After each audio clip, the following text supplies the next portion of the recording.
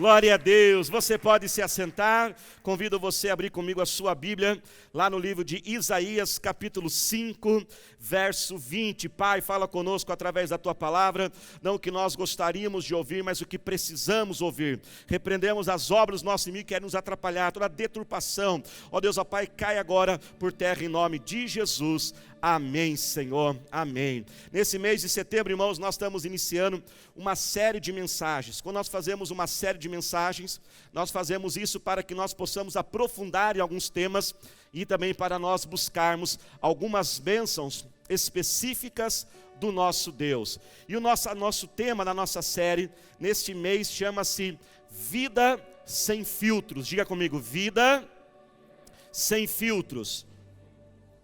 Quando eu falo, irmãos, vida sem filtros, eu não quero falar no sentido de a gente ser pessoas que não filtram aquilo que a gente pensa, aquilo que a gente fala, mas quando eu falo de filtros, eu quero falar no sentido daquele recurso que nós temos hoje nos nossos celulares, né? Nós tiramos uma foto e nós podemos colocar filtro na frente daquelas imagens, não é assim? A gente pode mudar as cores, se uma foto é um pouquinho feia, a gente põe um brilhozinho nela ali. Quando a gente é uma foto do nosso rosto, né? A gente dá aquelas retocadas nas rugas, né, irmãos?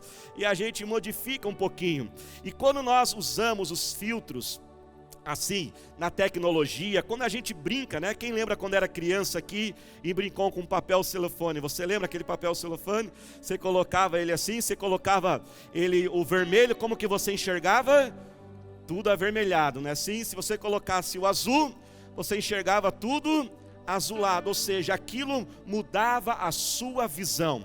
E eu quero falar nesse sentido, filtros que muitas vezes nós permitimos que fazem a gente enxergar as coisas de forma diferente, enxergar aquilo que está à nossa frente de uma forma distorcida. Filtros no celular, brincando, não tem problema, mas quando, irmãos, estão na visão da vida, eles são sérios e trazem consequências perigosas para nós. A primeira grande consequência desastrosa de nós permitirmos esses filtros que vão crescendo aos poucos em nossa vida é que nós não temos um encontro com a verdade. Olha essa imagem que está aqui no telão.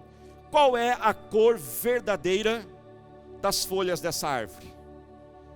Será que a cor verdadeira é o verde? Será que é o amarelo, tipo mais de outono? Será que é mais cinza mesmo, tipo de inverno? Qual é a cor do céu que está aí? Um céu nublado ou um céu bem azulzinho? Não dá para saber.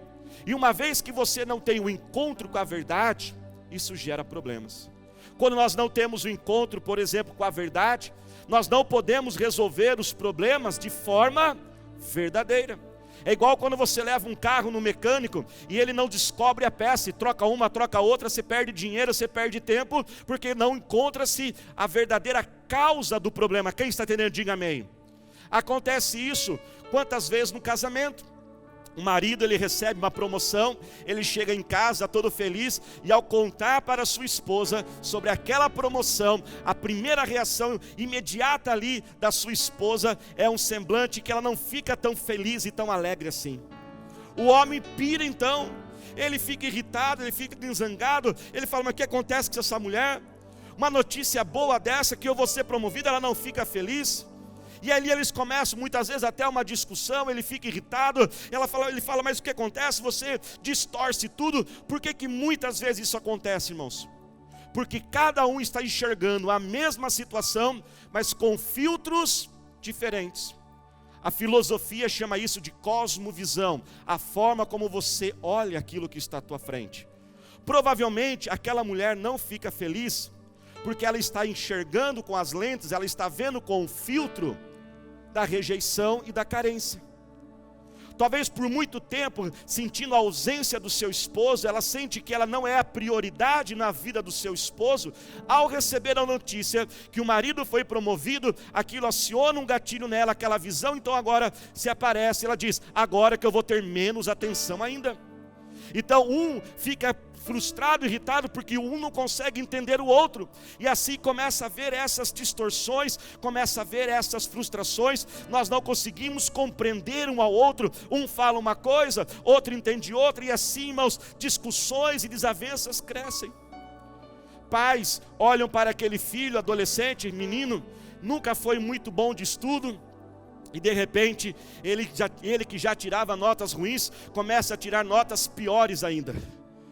O que os pais já começam a olhar para aquele filho? Esse menino é um tremendo de um preguiçoso.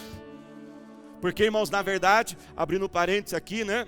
Você sabia que todos os pais têm a tendência de achar que os seus filhos são mais preguiçosos que eles? Você sabia disso? Isso é normal, viu, irmãos? Né? Toda a geração mais velha acha que a geração mais nova é mais preguiçosa. Acha que a geração mais nova é mais fácil, porque o avô começou a trabalhar com 9 anos, o pai começou a trabalhar com 16, a geração mais nova vai trabalhar mais tarde ainda. Então aquele menino que nunca tirou nota boa, sempre foi meio preguiçoso, agora as notas pioraram, então eu comecei, esse menino é preguiçoso, e eu começo a brigar, e começo a ver a desavença. Só que muitas vezes a verdadeira causa não é essa. Temos que olhar por além desses filtros. Quem está dentro, diga amém. Às vezes aquele menino, irmãos, que já tinha problemas, não conseguiu se adaptar então ao ensino pela internet, ao ensino à distância. Ou pode ser um outro problema muito grave na adolescência. O rapaz, irmãos, está apaixonado. Porque você já viu adolescente apaixonado? Quem já foi adolescente apaixonado aí? Né? Com 15 anos, leva um fora e a vida amorosa dele está destruída para o resto da vida. Calma, você tem só 15 anos, tem muita coisa ainda. Irmãos, que a partir de hoje, nós possamos ser mais cuidadosos, possamos ser menos apressados, menos irritados, quando alguém não conseguir compreender o que você está falando. Quando alguém não consegue entender o que você explica, seja um funcionário, seja alguém que você lidera na sua célula, seja alguém da sua família, evite ficar irritado, evite ficar magoado, evite ficar triste, porque muito provavelmente cada um está enxergando a situação com filtros, estão enxergando de forma diferente. Por isso, irmãos, que nessa noite, como diz nesse mês, nós vamos orar por algumas bênçãos específicas. E a primeira bênção que eu quero orar para este mês de setembro é que Deus derrame sobre a minha mente, sobre a sua mente, sobre todos nós, soluções eficazes e novas para problemas antigos. Eu queria que você fizesse assim com as tuas mãos agora, pede agora ao Senhor, clame a Ele neste momento. Pai, nós oramos a Ti, Senhor, em nome do Senhor Jesus. Derrama sobre nós nesse mês de setembro, Senhor, soluções novas, soluções que sejam eficazes, Senhor, para problemas antigos, Senhor. Principalmente, ó Pai, relacionamentos, desentendimentos, faltas de compreensão, Senhor, que às vezes reinam nesta família, já, Deus, ó Pai, há décadas, ó Senhor, onde muitos já estão magoados, talvez até mesmo querendo desistir deste lar, Senhor. Declaramos que o Senhor move as nossas mentes agora, que as nossas mentes estão sendo abertas, nossos olhos, ó Pai, estão sendo libertos desses filtros, Senhor, e encontraremos a verdadeira causa do problema para encontrarmos a verdadeira solução. Se você crê nisso, aplauda ao Senhor Jesus neste momento. Glória a Deus. Com o filtro, irmãos, nós teremos uma definição imprecisa e contrária sobre o que é realmente certo e o que é realmente errado. Com a vista afetada por esses filtros, nós não conseguiremos definir realmente o que é o certo, o que é o errado. E é o que o versículo que nós temos chave hoje diz. Leia comigo, Isaías capítulo 5, versículo 20. Olha o que esse versículo diz, é muito sério.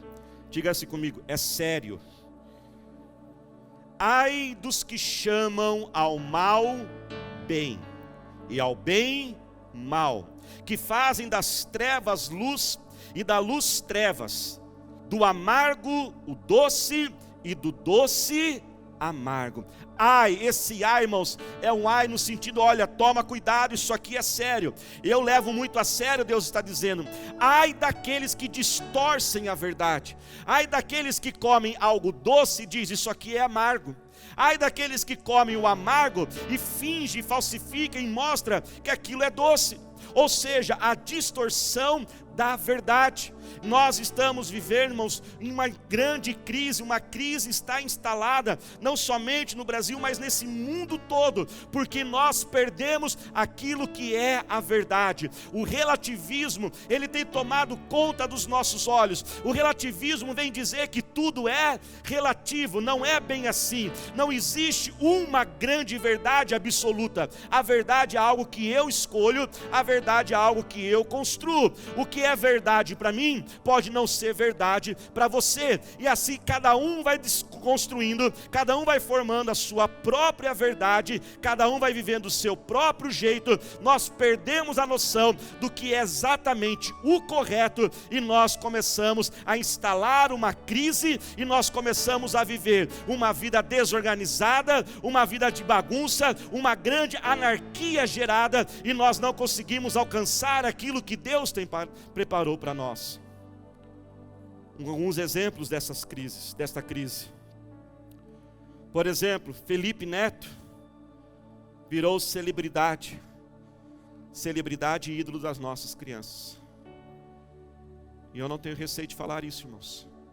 Esses dias eu fui numa loja de brinquedos e havia uma seção inteira, boné do Felipe Neto, skate do Felipe Neto. E nós estamos olhando aquilo, e aquilo está se tornando extremamente o quê? Normal. Virou um ídolo para nossas crianças. Há muitos cristãos, irmãos, que começam a ter dúvidas acerca do aborto, aonde já não reconhecem e não percebem que a vida ali no ventre já é vida de acordo com a palavra do Senhor. Jeremias capítulo 1, versículo 5, Deus diz para Jeremias: Jeremias, quando você estava no ventre da sua mãe, eu já tinha te chamado para ser profeta. Eu sei, irmãos, que as leis brasileiras, elas já dão algumas áreas, algumas condições para o aborto, em questões de estupro, essas situações. Eu não vou entrar neste mérito, porque não é o local adequado, pregação pública e também o tempo.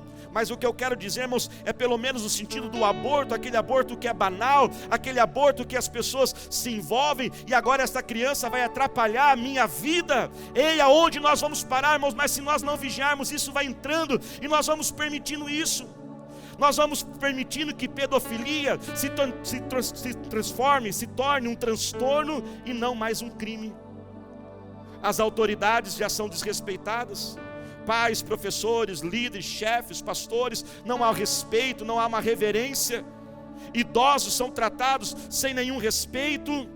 Cada um vai buscando aquilo que é o melhor para si mesmo. Não há mais esforço, não há mais mérito para alcançar alguma coisa. Simplesmente eu quero e tem que ser me dado aquilo. É esse filtro, irmãos, do relativismo que gera esta bagunça, que gera esta anarquia em nossas vidas. E eu queria que você fizesse assim com as tuas mãos. E nós vamos orar, irmãos. Pais que estão aqui, vigiem teus filhos. Se você consagrou o teu filho no altar, você tem uma grande responsabilidade. Consagrar o filho no altar não é uma cerimônia para tirar foto, pôr no quadrinho, não, com o pastor segurando. Se você consagrou o teu filho no altar, você entregou para que a vontade de Deus seja feita na vida dele. Toma cuidado que os teus filhos estão vendo. Vigia, fique em cima mesmo. Eu sei que os jovens adolescentes vão odiar o que eu vou falar agora, mas pais, pegue aquele celular. Ah, mas é a minha privacidade. E a gente vai permitindo a tal da privacidade. Você é pai, você é mãe, você é a autoridade de Deus instituída pelos teus filhos, e Deus vai prestar contas sobre você. Então, por uma cara, por um rostinho emburrado do teu filho, você não vai ver o celular dele, vai ver sim. Vai proteger teu filho, proteja a tua filha, proteja aqueles que Deus, porque isso vai entrando, irmãos. Se o teu filho já começa a dizer, não é bem assim, pode ser que o filtro do relativismo já está muito impregnado na visão dele. E nós vamos orar, irmãos, porque Deus não é Deus de anarquia, Deus não é Deus de bagunça. A Bíblia diz que o Deus é um Deus de ordem, Deus de planos. Jeremias 29:11 diz: pois sou eu que conheço os planos que tenho para vós. Se até Deus faz planos, irmãos, nós temos que ter planos. E a segunda bênção que eu quero orar nesse mês de setembro é que Deus dê planos para nós, Deus dê projetos, que Deus coloque a nossa vida em ordem. Nós estamos prestes a viver uma vida pós-pandemia, precisamos reorganizar a vida. Muitos jovens, adolescentes, eles têm agora vestibulares e nós vamos orar por isso. Pai, nós oramos, apresente agora o Senhor. Pai, ajuda esta vida, Senhor. Ó Deus, ó Pai, mova agora colocando ordem, que essa vida, ó Pai, esta pessoa possa ter uma visão de vida, Senhor. Ela possa ter um planejamento, ela possa ter um projeto, Senhor, ó Pai, que ela possa saber qual o curso certo escolher, ó Pai, para desenvolver a sua capacidade, o seu potencial, Senhor. Nos ajuda, Pai, a pôr nossa vida em ordem. Aqueles que estarão fazendo vestibulares, ó Pai, guia, Senhor. Deus, traga a direção sobre a nossa vida, é o que nós te pedimos em nome de Jesus. Diga glória a Deus.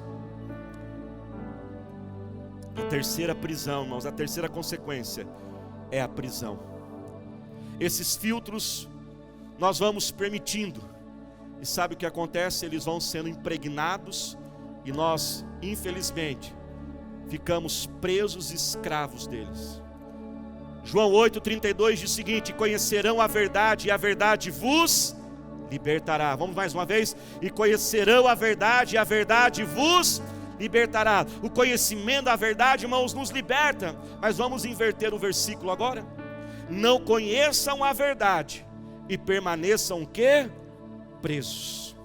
Quando nós não conhecemos a verdade e permitimos que esses filtros eles escondam aquilo que é real, nós vamos permitindo aquilo vai crescendo. E sabe o que acontece, irmãos? Nós já começamos a esquecer o que é o verdadeiro. Já não sabemos mais qual é a imagem real, porque aquele filtro já está instalado por muito tempo. Então a nossa vida começa a se tornar uma grande mentira. A nossa vida começa a se tornar uma vida de engano, uma vida vazia, uma vida de aparências, e nós não percebemos aquilo. A psicologia, irmãos, ensina algo muito interessante. Você sabia que um louco nunca sabe que ele está louco? Você só sabe que você não é louco se alguém disser para você que você não é louco. Alguns bugaram aí já, né? Porque para o louco ele nunca está louco. O louco, ele vai olhar as coisas, está normal. Agora, se um dia alguém chegar para você e disser que você está louco, aí a coisa está séria. Por quê, irmãos? Porque aquilo vai se tornando parte daquilo que nós somos. E nós vamos vivendo essa vida, irmãos, nós vamos olhando. Sabe por que a gente fica tão fascinado? Sabe quais são os Instagrams que mais bombam, os YouTubers que mais bombam? É aqueles que promovem uma satisfação. Nós olhamos aquilo e olhamos aquelas pessoas, e aquelas pessoas parecem ter uma vida extremamente o quê? Satisfeitas. Uma grande parte, irmão, dos YouTubers são depressivos e têm constantemente pensamentos de suicídio. Porque eles não falam aquilo de forma verdadeira, eles são pagos. Eles são pagos para abrir aquela caixinha, eles são pagos para falar que aquele jogo é legal. Quantos YouTubers jogam aquele jogo, se empolgam e as crianças estão assistindo e odeiam aqueles próprios jogos? Porque nós vamos vendo aquilo, irmãos, e vamos nos satisfazendo de ver os outros satisfeitos. E ficamos depressivos e insatisfeitos com as nossas vidas. Olhamos aquele casal, né? Lavando o carro. E a água para cima assim, ele sorrindo, né? Aí ele joga água nela, ela joga água nele. Aí ele pega a espuma e joga a espuma no rosto dela. Aí eles dão aquele sorriso, sorriso branco, né? Aquele carro, e a mulher começa a brigar. Você nunca jogou espuma em mim, mas nem lavar o carro você não lava, homem. E nós vamos permitindo essa insatisfação, uma fantasia de vida, porque é uma fantasia que está sendo passada. Essa insatisfação, irmãos, está impregnada em muitos nós. Parece que a gente nunca está satisfeito. Parece que a alegria está sempre um passo para frente. Quando eu tiver aquilo, quando as coisas forem daquele jeito, aí eu vou ser feliz. E aí quando você chega naquilo, a satisfação dá um passinho para frente. Mas eu quero declarar, irmãos, que hoje é dia de libertação do Senhor nas nossas vidas. Amém, igreja? E eu quero apresentar 4 grandes verdades que vão nos libertar.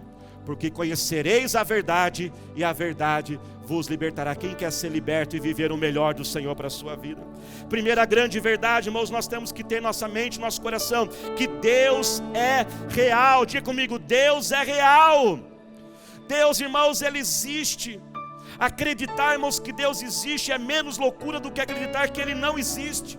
Se você ainda não conhece a Deus, faça uma oração, fale com os céus, fale de algum jeito, diga assim: Deus, se o Senhor existe, se revela a mim, mostra, prova que o Senhor existe, porque Ele está aguardando o seu pedido. Se entrega a Ele o mais rápido, que você não venha descobrir que Ele é real, quando já for tarde demais. A segunda grande verdade, irmãos, é que a Bíblia, ela é a palavra de Deus. Diga comigo assim: a Bíblia é a palavra de Deus, e na palavra de Deus, irmãos, está expresso de forma clara aquilo que é certo e aquilo que é errado. Se existem verdades absolutas, não é a sua verdade, você não constrói a sua verdade, não é a minha verdade, é o que a Bíblia diz que é a verdade. Ela é a palavra revelada de Deus, e nós temos que amar a Bíblia, e ela tem que ser autoridade sobre nós. Vamos aplaudir glorificando ao Senhor. Aleluia. Se coloque de pé. Terceira grande verdade: somos criados por Deus, homens e mulheres, e criados para Deus. Diga assim comigo: somos criados por Deus e para Deus. Deus é o Criador do universo, Ele é a fonte e a origem de todas as coisas. Você não é um fruto do Big Bang, você não é a evolução de um animal, você foi criado à imagem e à semelhança do nosso Deus. Quando você estava no ventre da tua mãe, Ele já te conhecia. Há um plano, há um propósito para você neste mundo, e a minha oração é que você possa descobrir o propósito da sua criação, mas não somente cumprir esse propósito, mas que esse propósito possa adorar ao Senhor. Diga assim comigo: eu fui criado para adorar a Deus. E sabe, irmãos, qual é a forma mais profunda da gente adorar a Deus? Com todo respeito, pessoal que está aqui exatamente da música, não são as músicas. A forma mais profunda de a gente adorar a Deus é fazer com que Jesus realmente satisfaça a nossa alma e vencermos a insatisfação. O que nos leva à quarta grande verdade: somente Jesus satisfaz plenamente a nossa alma. Existe um espaço dentro de você criado pelo próprio Deus, que só Jesus pode preencher. Nós temos que conhecer essa verdade, e ela vai nos libertar. Mas essa verdade, irmão, não é somente uma informação. Essa verdade é uma pessoa, e o nome dela chama-se Jesus. Jesus declarou: eu sou o caminho, eu sou a verdade, eu sou a vida, ninguém chegará ao Pai se não for por mim. Mais do que saber a verdade, descobrir a verdade, receber a verdade, acreditar na verdade, nós precisamos conhecer a verdade, conhecer Jesus. E para conhecer Jesus, tem que se esvaziar. Quanto mais você se esvazia, mais Ele enche. Quanto mais você diminui, mais Ele cresce. Quanto mais você renuncia, mais você recebe. Só Jesus é que pode realmente te satisfazer. E quando nós, irmãos, começamos a esvaziar de quem nós realmente somos, o nosso eu, e aí nós começamos então a entender o quanto Ele é grande e o quanto que Ele já fez naquela cruz por nós. A Bíblia nos diz, irmãos, que aquilo que Jesus fez por nós na cruz se compara ao pagamento de uma dívida. Queria chamar aqui, quem vai me ajudar, por favor? Imagine, irmãos, que o Fábio, ele está me devendo R$10. Eu fico feliz porque tem uma dívida de R$10 agora, né? Ele falou: tranquilo, porque R$10 dá até para pagar. Mas vamos dizer que eu perdoo a sua dívida, Fábio. Você vai dizer o quê? Pô, pastor, valeu aí, né? Mas se a dívida, irmãos, for de R$100, coloca a mão em teu coração. E eu falo: Fábio, aquela de R$100 não precisa pagar mais. Ô, pastor, obrigado. Mas se a dívida for de R$1.000, eu falo: não precisa pagar mais. e já vai me dar um abraço, né, irmãos? Acho que até um abraço agora eu vou ganhar, né? R$1.000. Mas se eu perdoar a sua dívida de R$10.000, acho que até uma lágrima já vai cair, né? Agora imagine que eu perdoo a dívida de R$100.000, não precisa pagar. Ele já vai me abraçar, vai me convidar para fazer um jantar na casa dele, e vai falar assim: pastor, pode ficar tranquilo, eu vou orar pelo Senhor por todos os dias da minha vida. Porque, irmão, se alguém perdoa uma dívida de R$100.000, o mínimo que você tem que fazer é orar por ela o resto da vida. Mas vamos imaginar, família, que essa dívida é de R$1.000.000. E eu digo, essa dívida está perdoada. Você vai dobrar os seus joelhos, vai abraçar minha perna, vai chorar. Eu não acredito que você fez isso, você salvou a minha vida, uma dívida de R$1.000.000. Mas se essa dívida for de R$1 bilhão, uma dívida impagável, e eu disser, essa dívida está perdoada, como você vai reagir? Como você iria reagir se alguém te perdoasse uma dívida de R$1 bilhão? Você ia se entregar àquela pessoa. Sabe, irmãos, quanto mais você entender o tamanho da sua dívida, mais você vai amar Jesus. Quanto mais você entender o seu estado pecador, e nós compreendemos que a nossa dívida não era de R$10 nem de R$100, a nossa dívida era impagável. Precisou Jesus, o Deus, se tornar homem, vir a esse mundo, morrer naquela cruz, para que a dívida pudesse ser paga. Por isso, quanto mais nós nos satisfazemos de Jesus, irmãos, esta verdade penetra em nosso coração, nós somos libertos. Sabe quando você vai ser satisfeito? Não quando algo novo acontecer, mas quando você olhar para trás, aquilo que já aconteceu há 2.000 anos atrás. Por isso você já pode estar satisfeito hoje, feliz agora, por aquilo que Cristo fez na sua vida. E esta será a nossa maior força de evangelismo, porque o que as pessoas querem é encontrar alguém satisfeito. Quando você vê alguém comendo um bolo, e ela começa a dizer: ai, que bolo gostoso, o que você diz? Me dá um pouquinho desse bolo.